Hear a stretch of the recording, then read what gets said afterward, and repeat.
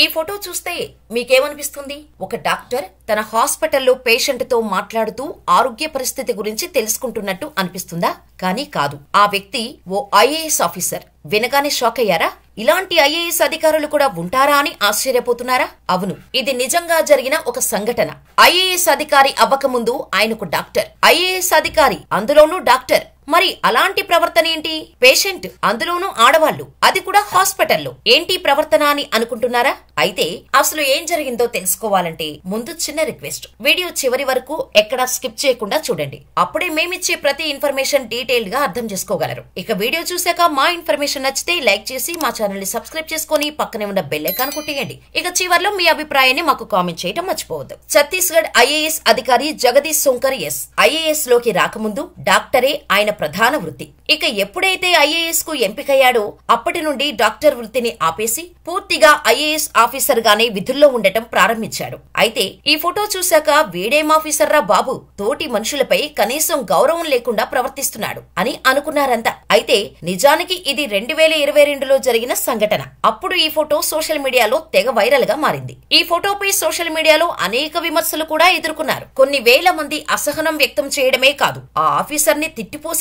అంతేకాదు, ఆ ఫోటోపై ఐఏఎస్ అధికారులతో సహా ఛత్తీస్గఢ్ ముఖ్యమంత్రి కూడా స్పందించడం గమనార్హం. అయితే ఎంతగానో రీసెర్చ్ చేసిన తర్వాత తెలిసిన అసలు విషయం ఏంటంటే ఈ ఫోటో 2022లో జరిగిన సంఘటన అస్సలు కాదు. ఇది మీరు చూస్తున్నట్టు వాస్తవానికి అగౌరవంగా మన సంప్రదాయాలకు ధర్మాలకు వ్యతిరేకంగా ఉన్నప్పటికీ మాత్రం జగదీష్ సుంకర్ 2013లో సబ్ డివిజనల్ మేజిస్ట్రేట్ గా బాధ్యతలు స్వీకరించాక 2016లో ఛత్తీస్గఢ్ లోని ఒక ప్రభుత్వ హాస్పిటల్ కి ఇన్స్పెక్షన్ కు వెళ్లారు. అక్కడ హాస్పిటల్లో అతనితో పాటు కొంతమంది ట్రైనీ ఆఫీసర్లు కూడా ఉన్నారు. వాళ్ల కోసం ఐఏఎస్ అధికారి బిహేవియర్ ఎలా ఉండాలి అనే దానిలో భాగంగా ఇలాంటి సన్నివేశాన్ని ఒకటి క్రియేట్ చేశారు జగదీష్ సుంకర్. కానీ అసలు నిజం ఏంటనేది రీసెర్చ్ చేయకుండానే, పూర్తి విషయంపై అవగాహన లేకుండానే ఆ ఫోటోని వేల మంది షేర్లు చేస్తూ అసహ్యంగా మాట్లాడుతూ ప్రతి ఒక్కరూ ఇష్టం వచ్చినట్టు కామెంట్స్ పెట్టారు. అంతేకాదు, ఐఏఎస్ అధికారులు సైతం 2016లో జగదీష్ పై విరుచుకుపడ్డారు. దాంతో ఏదేమైనప్పటికీ ఒక ఐఏఎస్ అధికారి అయి ఉండి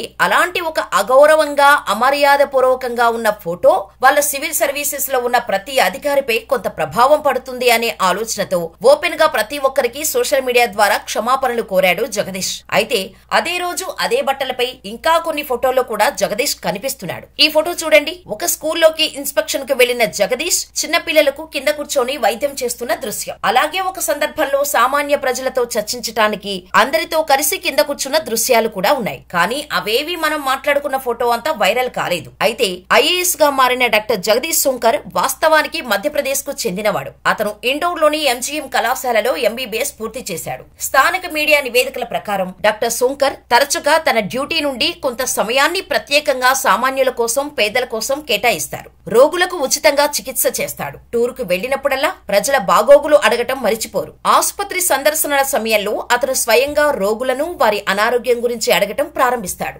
గ్రామీణ ప్రాంతాలకు వెళ్లే సమయంలో అతను తరచుగా ప్రజల మధ్య కూర్చొని వారితో మాట్లాడటం ప్రారంభిస్తాడు. దీని కారణంగా అతను త్వరలోనే ఈ ప్రాంతంలో మంచి ఇమేజ్ సంపాదించాడు. అయినా గానీ ఎప్పుడూ ఎవరికీ అతని గురించి తెలియలేదు. కానీ ఆ ఒక్క ఫోటో జగదీష్ ని 2 సార్లు విపరీతంగా వైరల్ చేసింది. ఇదంతా చెప్పుకోవడానికి కారణం ఏంటంటే మంచి, చేదు అందరిలో ఉంటాయి. కానీ ఒక మనిషిలోని మంచి ఎంత త్వరగా ప్రజల్లోకి చేరుతుందో, అతను చేసినా చేయకపోయినా చేసినట్టు అనిపించిన చెడు మాత్రం మంచికి 100 రెట్లు వేగంగా జనాల్లోకి వెళ్లిపోతుంది. మనమంతా చేసే ఒకే ఒక పెద్ద తప్పు సోషల్ మీడియా. ఏది వస్తే అది గుడ్డిగా నమ్మేసి దాన్ని షేర్ చేసి చేతులు దులుపుకోవడం. దీని కారణంగా ఎంతో మంది జీవితాలు కూడా తలకిందులయ్యాయి. ఇక ముందు నుండి మనం కూడా దేన్ని గుడ్డిగా నమ్మేసి ఇతరులకు షేర్ చేయకుండా అందులో నిజమెంత అనేది రీసెర్చ్ చేసిన తర్వాత అప్పుడు షేర్ చేయటం మంచిదని మా సలహా. మరి ఈ వీడియోపై మీ అభిప్రాయాన్ని మాకు కామెంట్ ద్వారా తెలియచేయండి. ఇలాంటి మరెన్నో ఇంట్రెస్టింగ్, ఇన్ఫర్మేషనల్, ఇన్స్పైరింగ్ స్టోరీస్ కోసం మన ఛానల్ ని వెంటనే సబ్స్క్రైబ్ చేసుకోండి.